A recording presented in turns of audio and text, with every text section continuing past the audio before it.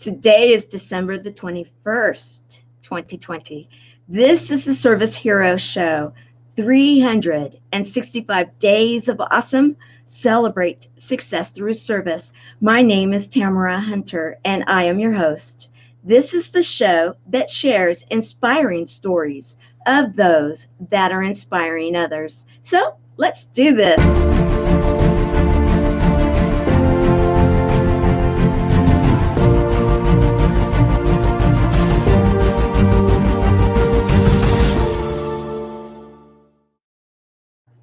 Today we have a nominated service hero, a dear friend of the show, and one that has just joined the E360 TV platform and family, Jim Grant. He nominated Michelle. Michelle, I can understand why now.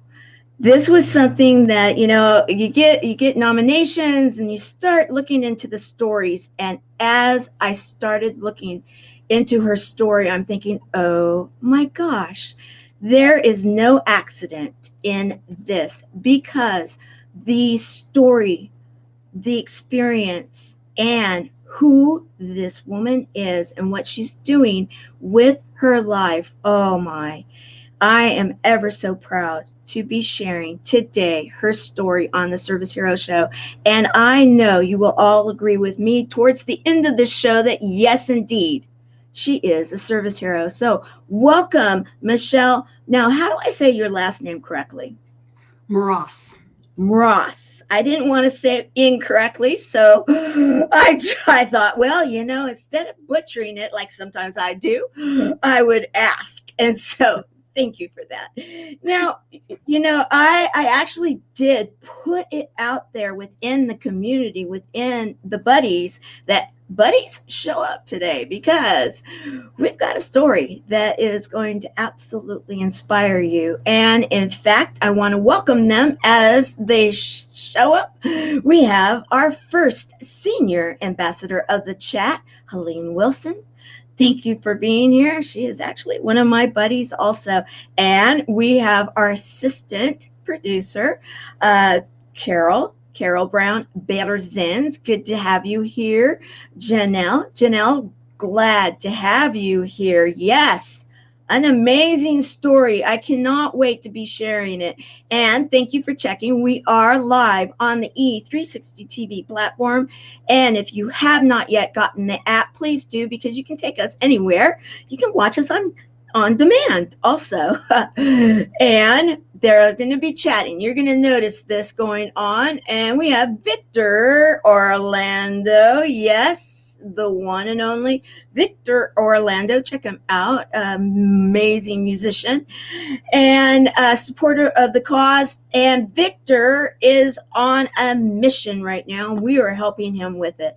We want his YouTube channel to make it to 1,000. Victor Orlando 1.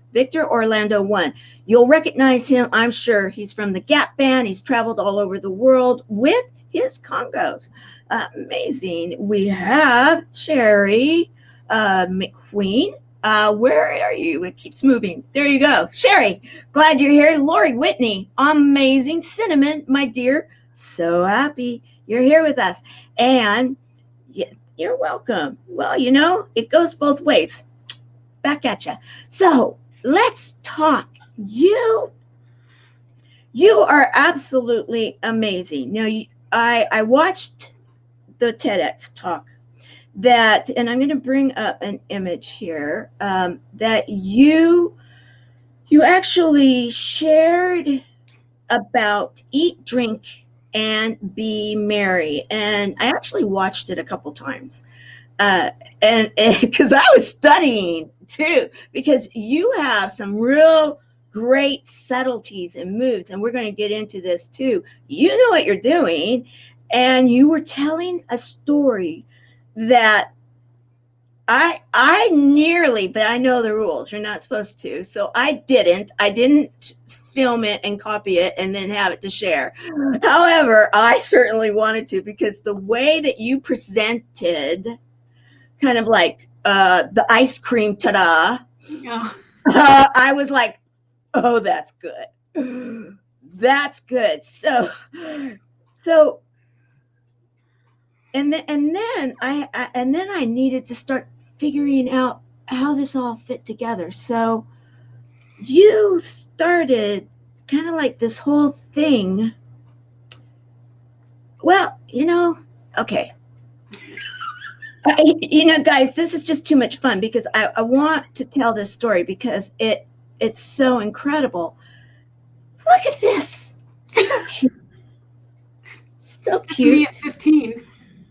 So you meet and then marry, and your current husband, love it. Congratulations. And for 37 years. How many? 37. Oh wow, I love it.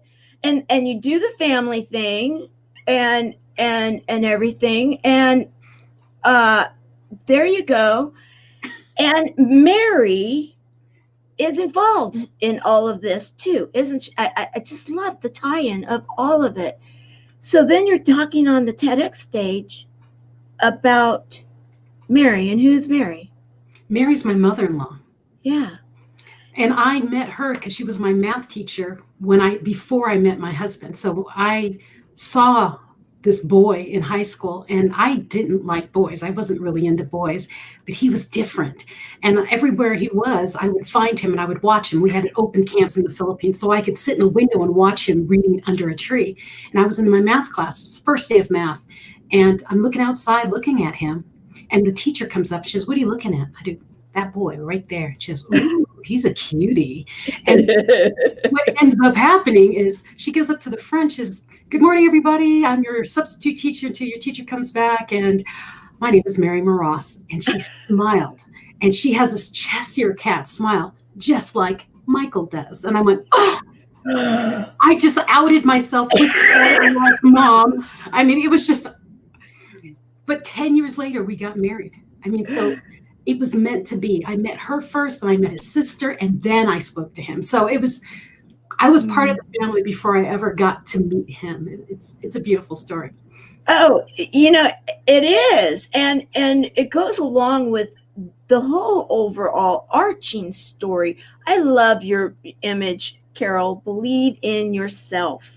And that goes along with your message also. It's like all perfect today. And so you have this family. When did you come to the States? Well, my husband's a military guy, so I came to the States when I was 16. So shortly after prom, that picture you saw, I moved to the States. And so my father was military too, so we were moving around. Mm-hmm. And Michael was moving, well, he was in college at that point, and he would write me or call me. We were always writing, old school writing, mailing a letter, mailing it back. And then every Friday he would call me from wherever in the world he was. And so while he was in college, he called every Friday night. And then when he joined the military, he called me every Friday night. And that was really what happened. It was, we built this, went from dating to this really strong bond where we were growing up as adults and learning, what we liked and what we didn't like in the world together. And one day I get on the call with him. He calls and he goes, "Well, I'm in Saudi, da da da da da da." I said, "Well, can you make it back for a wedding?" He goes, "Who's getting married?" I go, "I think it's me." And I went, "I'm dating this guy and I think he's about to propose to me.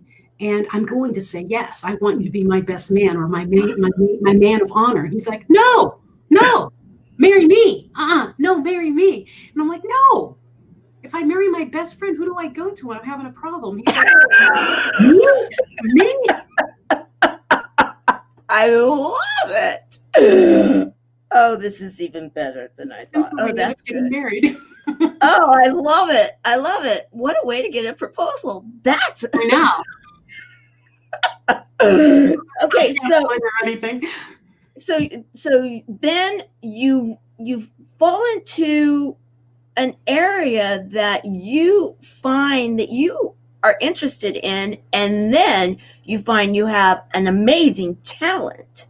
So let's talk about that. What got you interested in speeches and sharing messages?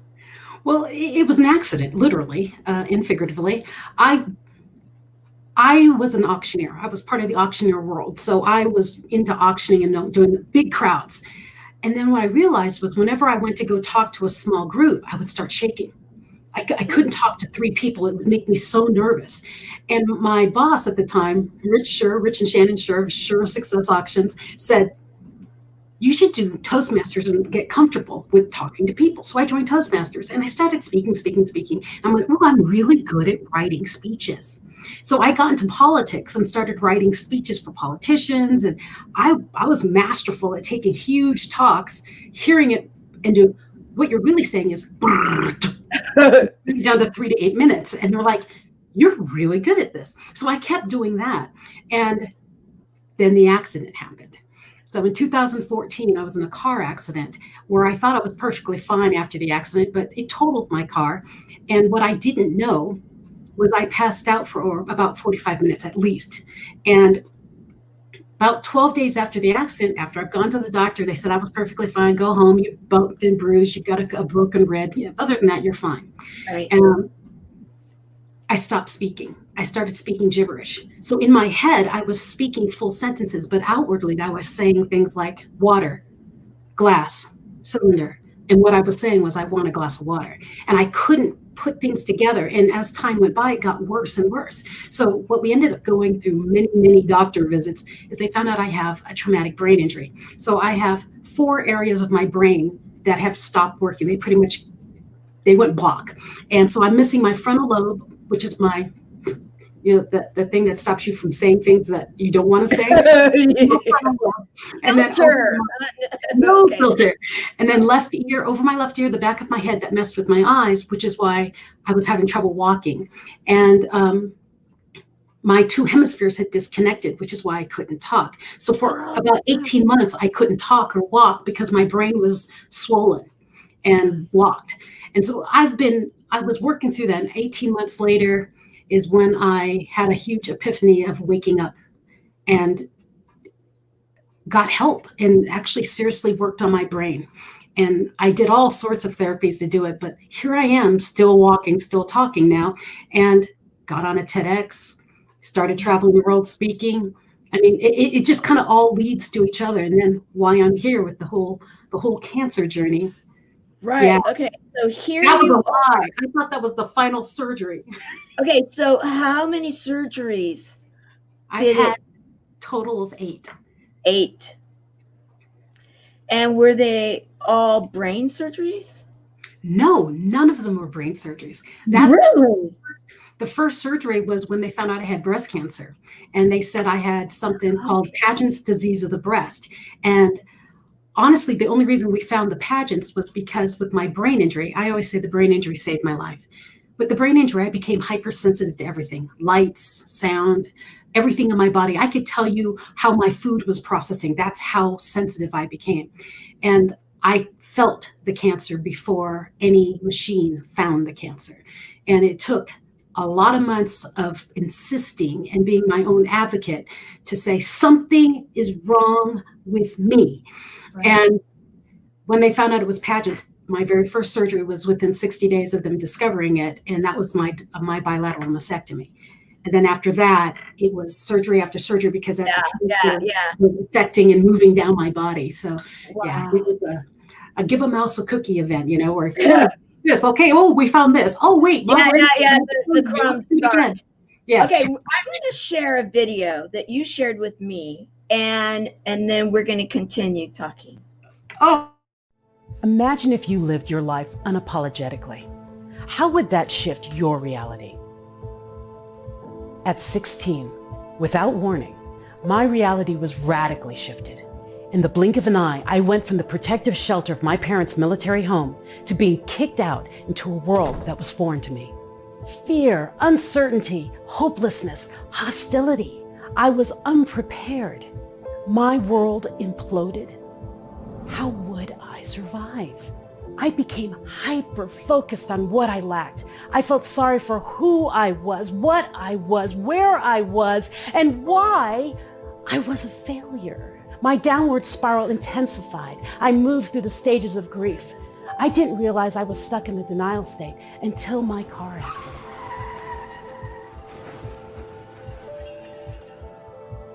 For 18 months, I lived stuck in my head, unable to move, to speak. All my self-doubt came back.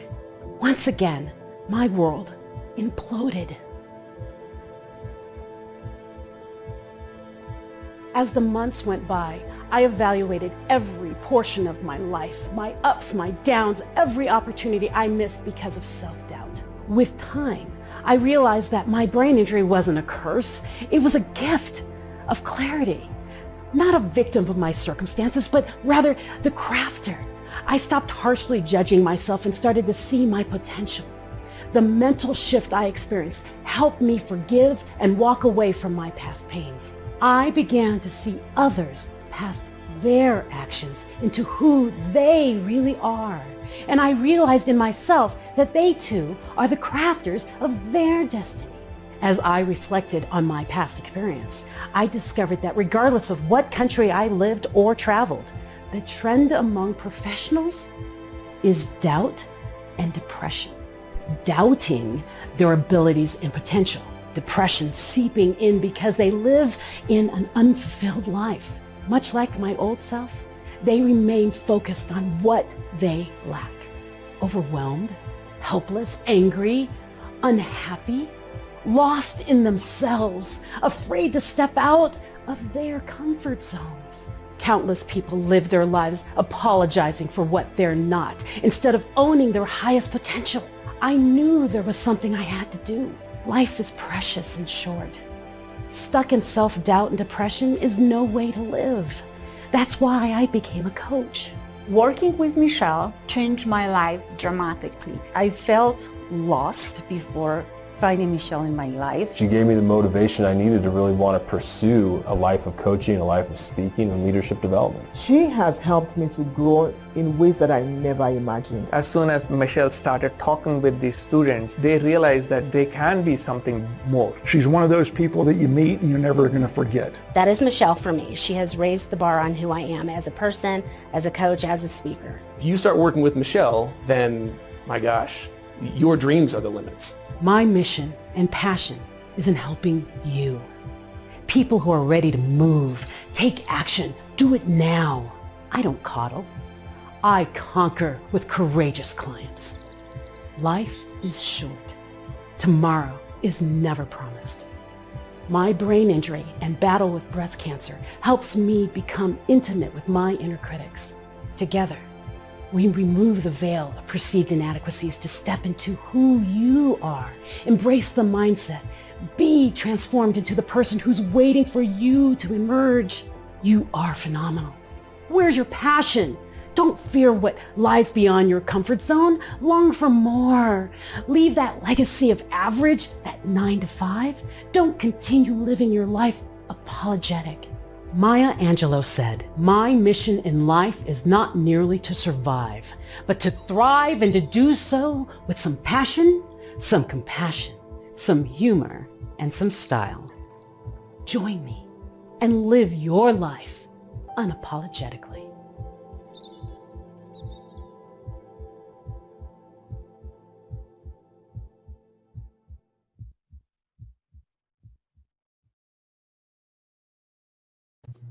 I love it.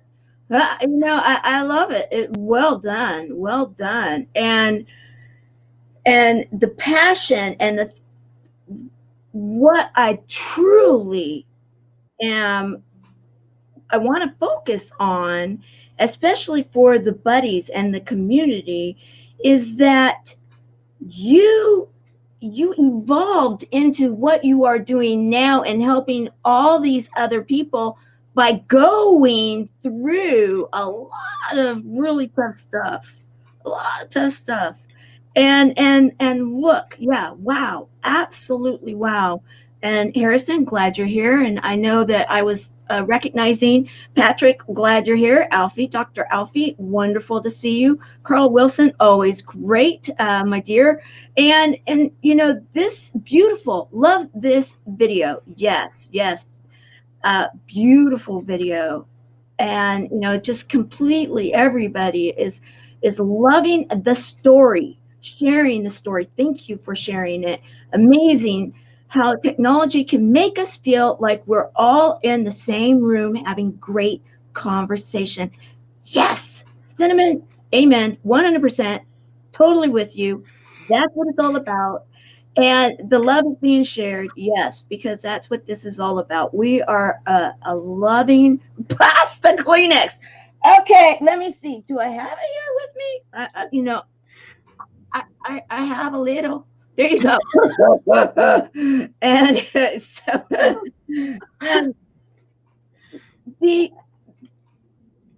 I know that you inspire so many.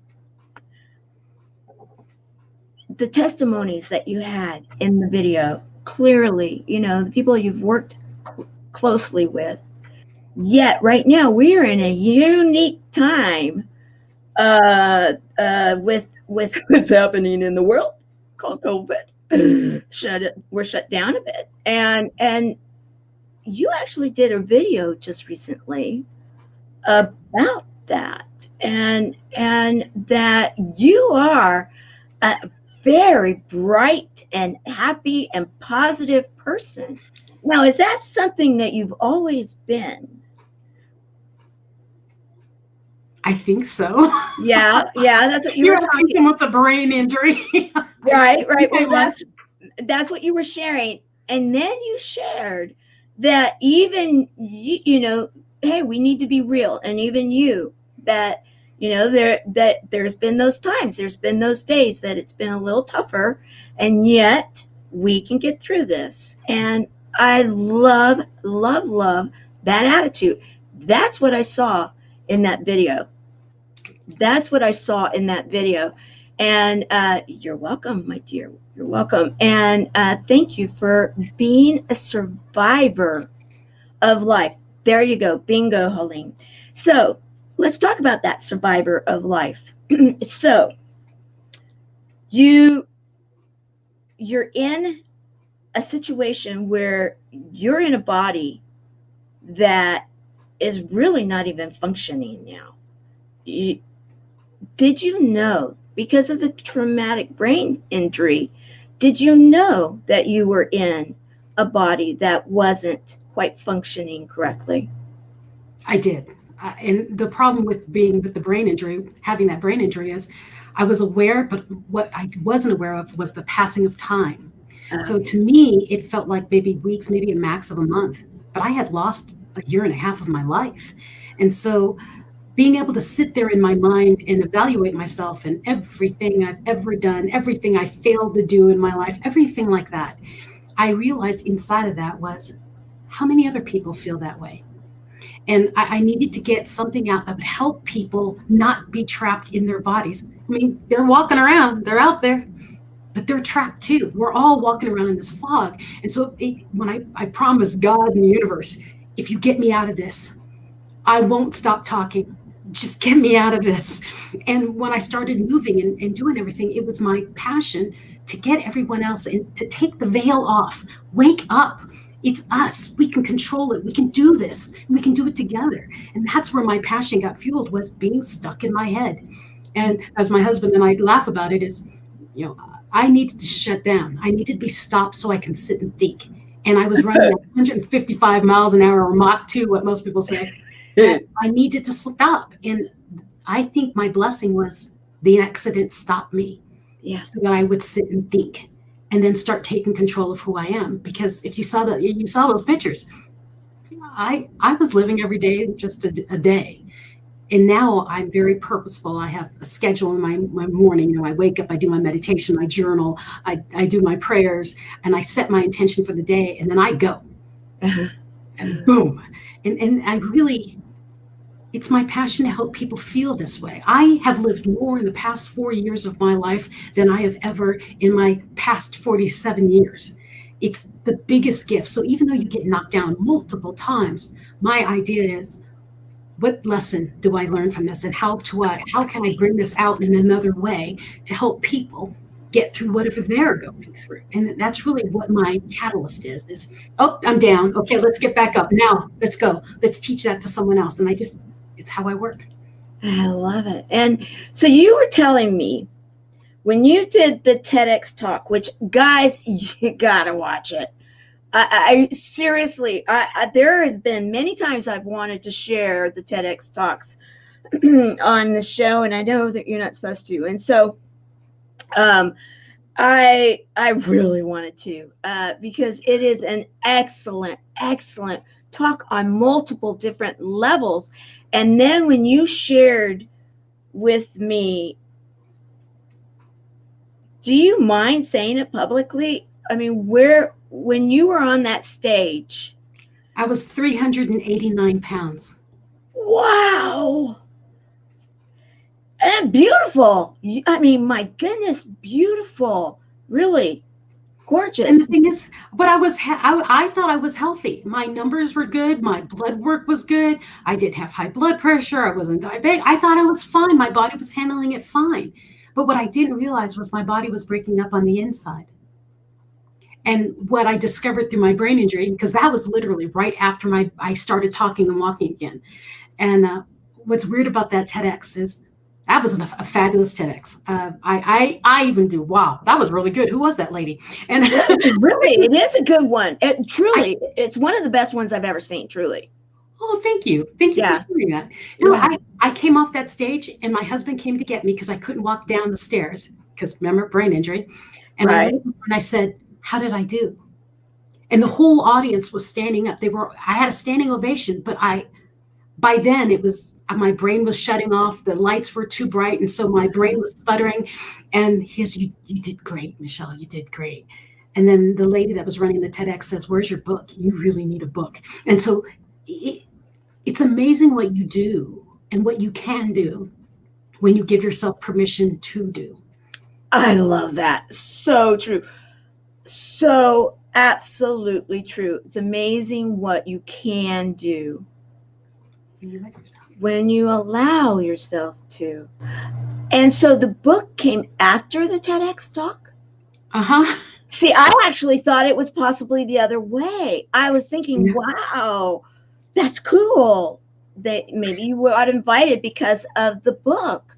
However, the book spun from the TEDx. Mm-hmm. My TEDx is the conclusion of that book. Oh, I love it. Yeah. Oh, that's good. That's good. And so, okay, so being on those, because I watched the way you were even moving on the stage, because I'm going to share another video here in a moment about that. So the way you were moving on the stage, you were in those high heels. And I noticed, and I thought, oh, was she a dancer at one time? You know, the way that you kind of did placement of your feet and everything, because it was like, okay, now I need to go back so then I can then, you know, do this ta-da and share. And I'm thinking, oh, that's good. She choreographed it. She worked it through. Now, you did, right? You did choreograph it? Partially, because my memory. I did what my body wanted to move. And so that's why I coach speakers, because I can see body movement when I hear words. It's almost like a movie that plays in my head when I hear someone talk. I do, wait. It's very choreographed by what I see in my head. I love it. Okay, you're a good person to know to get onto a TEDx stage or a TED stage. Oh, yeah. Or any speaking stage, really. Oh, yeah. I'm seeing that already. In fact, okay, I'm going to share. You did just recently 4 tips.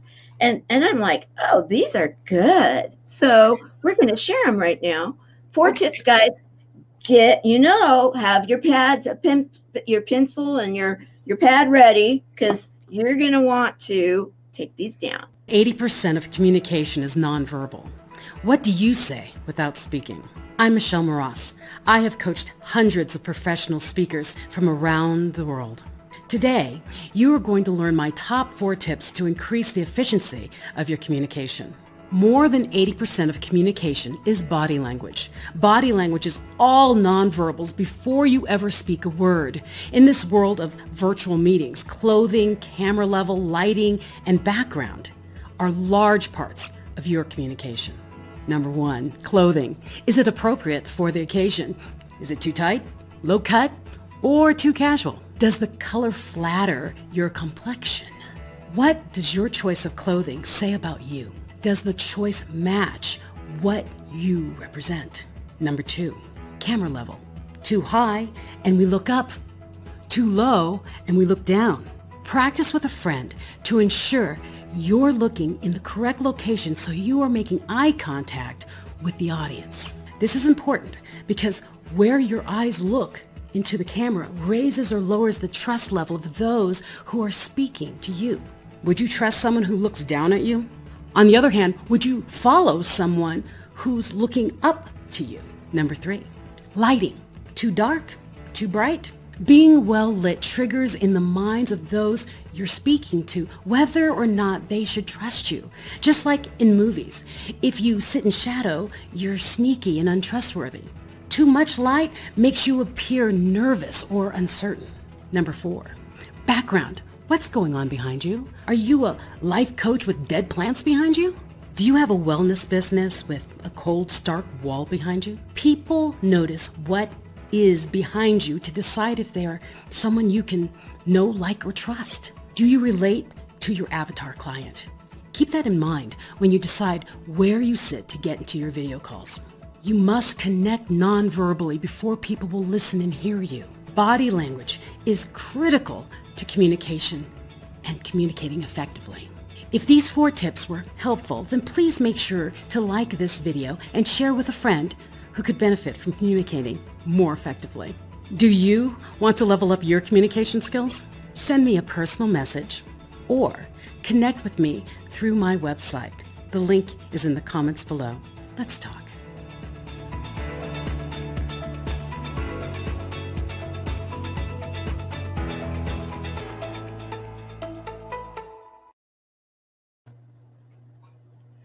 I love it when people are helping with the links and the websites. Thank you, Brian, for sharing. And yes, Colleen, it's a joke. It's a joke. You're going to get to know. You're going to get to know. She's our little jokester, and now it's about a purple bus, and it had been about a purple pen. Now it's a purple bus, and so yes. We have a lot of fun. You've got to have fun. Number 1, clothing. Number 2, camera level. Number 3, lighting. Number 4, background. 4 tips to level up your communication. Thank you, Carol. Thank you very much for helping with that. As I'm watching it, because, of course, I've now watched these a couple times, and I'm thinking, wow, the areas that you can actually talk to and have now these gifts, if you will, are areas that were taken away from you for a while. In that, here you're not walking, you're in a hospital gown, you're, the whole kind of put it together, the communication piece of it, you could not even get the communication out, where here you had been absolutely taking these speeches and a 3-hour speech down to 3 minutes. That's a 3-minute nugget to make a difference. That's pretty incredible how it works, right? I mean, here it's taken away and now it's a gift. Well, I spent a lot of time analyzing people around me. I mean, you have to understand, they couldn't understand me. So I'm watching people doing, why are they doing that? What are they saying before they speak? And then I started evaluating myself. What am I saying because I can't speak? What is my body telling people? How am I speaking without speaking? And that's really what got me into all of that. So when I came out of that basic trance, you would say, for 18 months, I came out supercharged. It was almost like my battery was unplugged and I was charging off somewhere. And when I came back, it plugged in, I went boom, and I came out. And it's who I am now. And I think it's because I was shut down for so long. It made me appreciate who I was and what I could bring to the world. Because speaking, I think everybody can speak. Everybody sees that, don't they? And it wasn't until I got locked down that I realized I see what other people don't see. Right. That's my gift. It took me to be quiet to find it. Wow. Okay, guys, that is a nugget right there. It took her to be quiet to find the gift. That is truly such words of wisdom right there. Absorb that in, everyone, because oftentimes we are running too quickly, too fast, even in today's world that we are now in. We've been in it for a while, so we're finding our kind of like the new normal of the new normals, and right. And so many times you just replace the hamster wheel.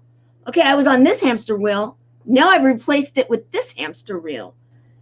And sometimes it takes those wait a minute moments, like, yes, car accident, yes, surgeries, yes, you have, to then say, okay, slow down. Let's maybe shift here. Let's maybe do a little like repositioning. Let's look and focus.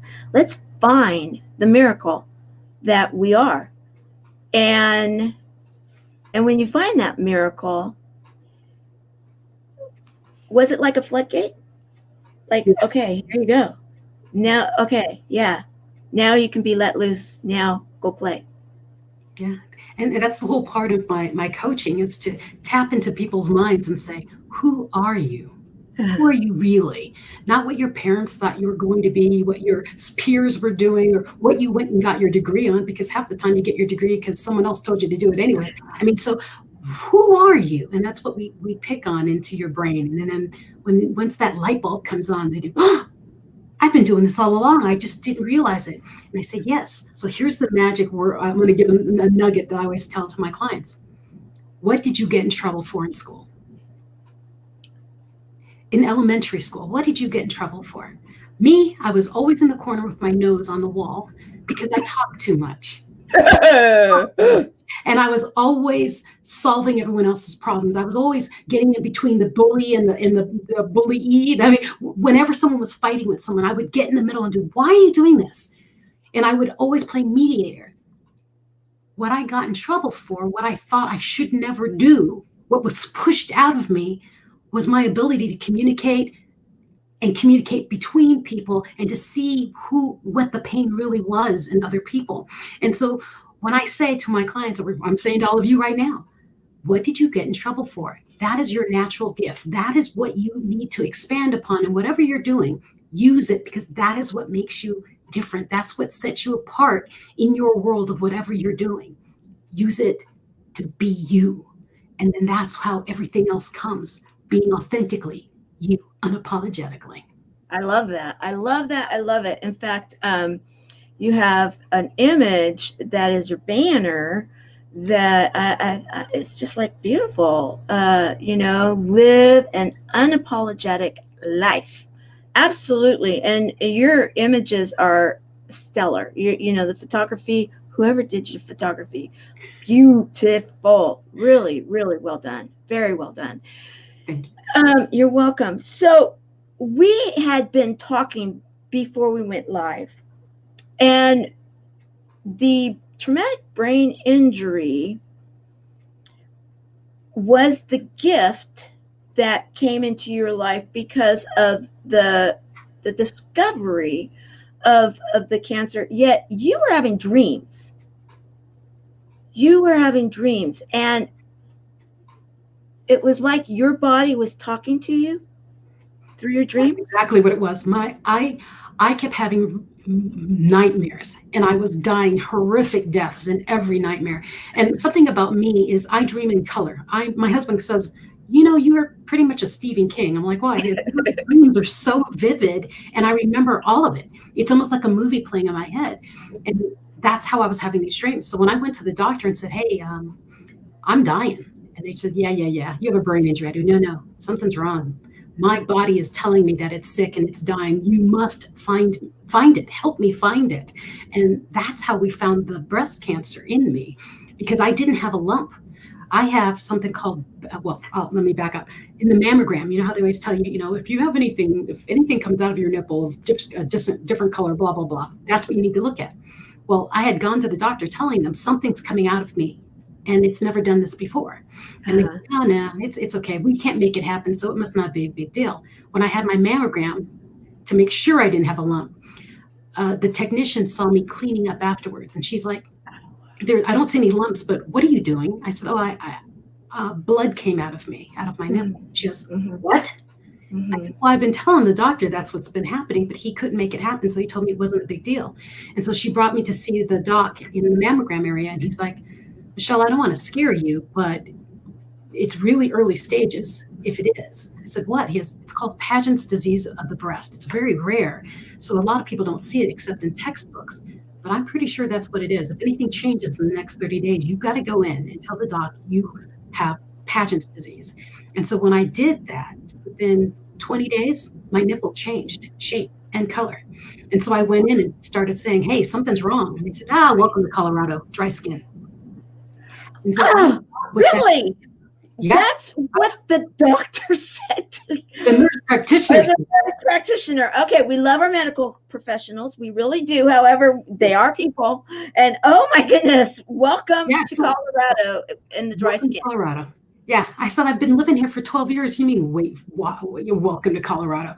And so I went through this whole argument for 6 months. And it wasn't until I accidentally got to see a dermatologist. And she went, oh, dear God, that's cancer.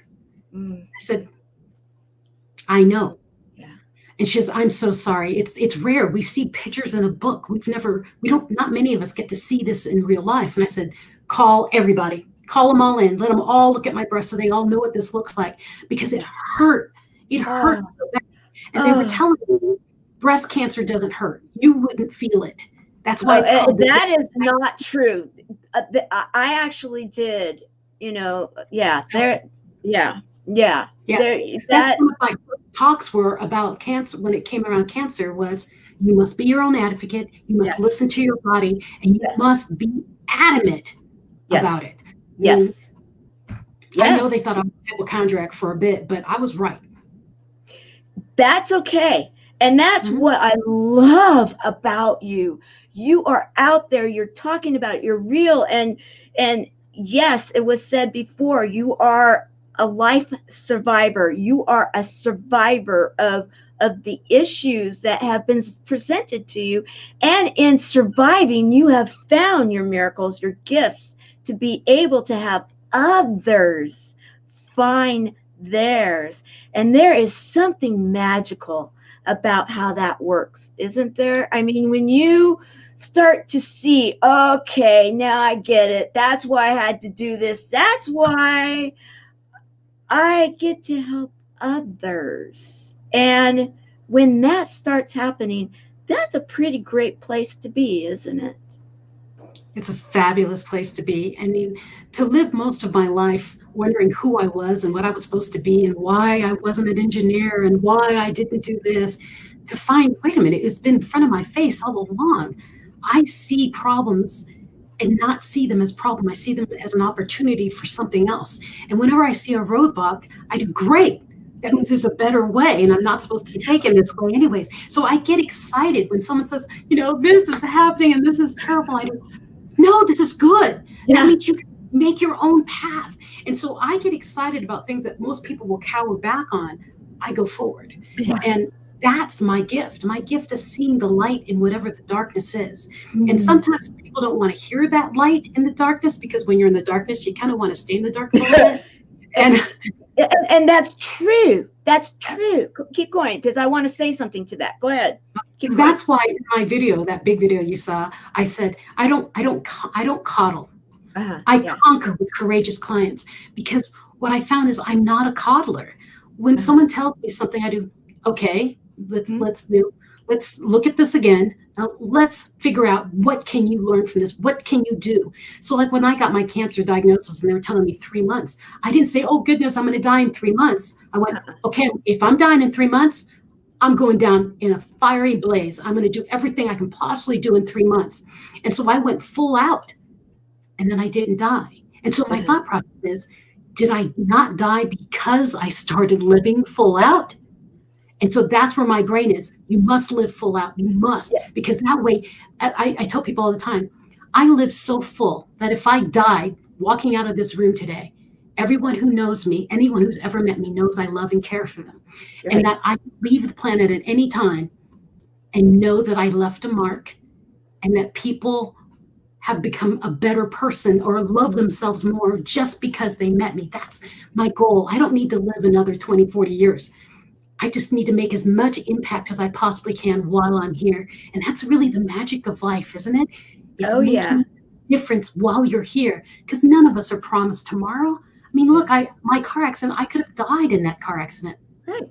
And my last words to my kids were, hurry up, you're late for school. I don't do that anymore.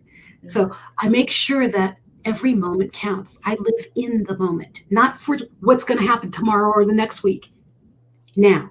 And that's where life is now. Exactly. And I love this. And I was going to share the clip, but we don't have time today. There's a clip that Melissa Manchester was just on the Tour of Love with us. And she loves the concept of the buddies that we have within the community of cb4l.org. And she was actually talking about, and she actually used her hands like this. And she said, there are those that are going to want to pull them into the light. We've got to pull them into the light. And that's why she loves the Buddies program. And then she sang, and we shared her song, The Power of Ribbons, and how the ribbon and the power of something that is so little, that's held together as a safety pin, that's what she says, has so much power in it, because all of us collectively coming together now and saying, yes, exactly, that we can get through this. And there may be those days that we have our tougher times. However, when you have community and you have people working together, you have coaches, you have stories, you are living in that moment in time, then so many miracles are so absolutely possible. And that's what we're seeing in you. I am going to share a clip. Life is so fragile, and we're constantly reminded just how fragile life can be, especially when we or a loved one is told we have cancer. Cancer survivor myself, I can tell you, we still feel very alone in this journey. There's a study that's been shown that patients who are socially isolated have a worse prognosis, have a worse outcome than patients who are socially interconnected. Chemo Buddies for Life is a non-profit cancer support group for those whose life has been impacted by cancer. We'll match you with the perfect buddy. Humor, hope, heart, and hugs. Humor, hope, heart, hugs, and a whole lot of love. We're offering you a free membership, so please sign up today. Share this with your friends and family, and support this community in every way you can. No one should face cancer alone. I am a Chemo Buddy for life. We are a Buddies network. No one does cancer alone. Be a buddy. And we are all here for you as a community of love. We are Chemo Buddies for life. And if you've heard 3 words, you have cancer, for yourself or someone else, you belong with us at Chemo Buddies for life. Healing through connections.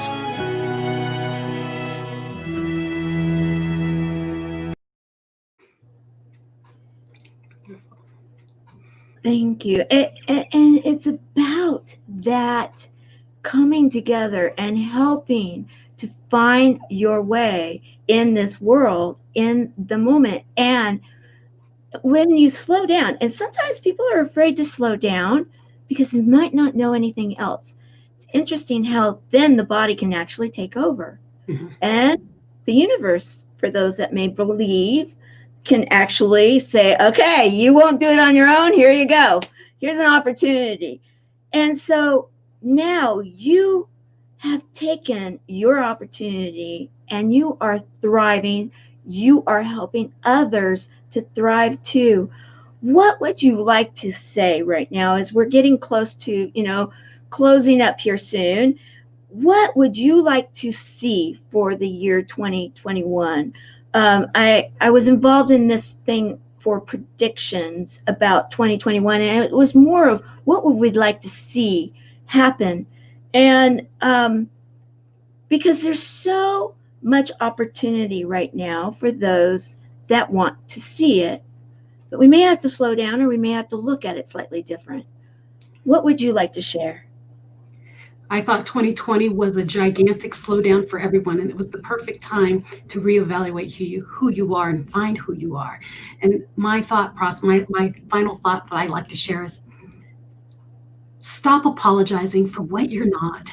Stop apologizing and beating yourself up for what you thought you were supposed to do. Today is now. Start from now. Follow your heart. What do you want to do? What makes you sing? And I sing all the time because it's what makes my heart sing. Find your heart song and do it. Find it. Yes, Janelle. Yes. We're making a movie together, actually, a documentary.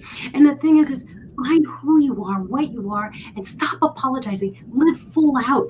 I know a lot of us have 9-to-5 jobs. Do that thing you love a little bit every day, because I'm telling you, it's what's feeding your soul. It's what your body is needing. It's what your mind needs to set free. So in 2021, I beg you to take more time for you to find what you love, because we now know what it looks like when bad things happen. The whole world has just experienced it. Now it's our time to find the light in that whole 2020 darkness.